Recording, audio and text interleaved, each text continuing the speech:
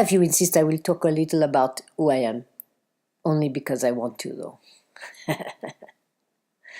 So I am about seriousness. Very, very weighty seriousness, always. Deeply, strongly serious. Except I have a few things. I don't want to leave my feet on the ground, ever. I don't like touching my toes to the ground because I don't want to, put my shoes on the dirt. I like to float a little. And my name, of course, comes from the same word as grave. So there can be some of this death in this, yes? We can be thinking about death all the time, but this is not, no.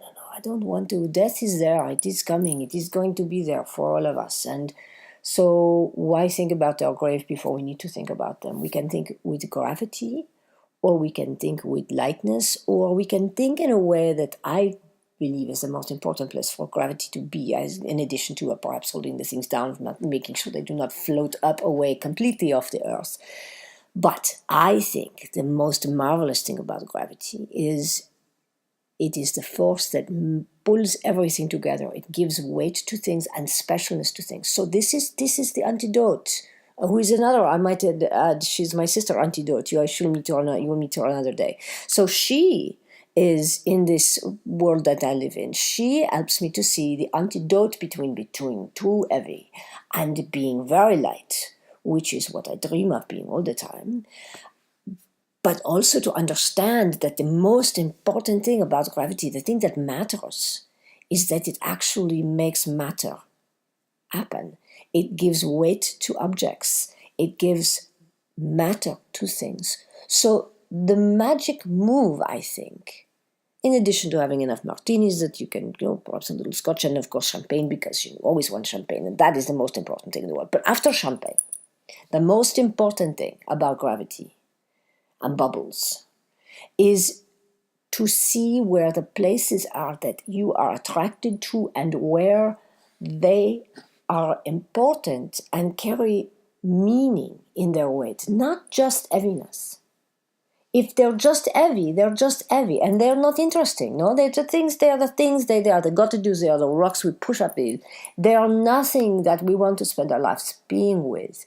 But if you can say, this thing is a force of attraction to me, it is the thing that makes this meaningful and matter to me, then I will say to you, as your anti-gravity, you have found the place that gravity should be in your life. And so perhaps Isaac Newton was right, it is in the pop of the apple on your head. That's why that story matters. He popped his head open and, well, not really, of course, but he popped his ideas open.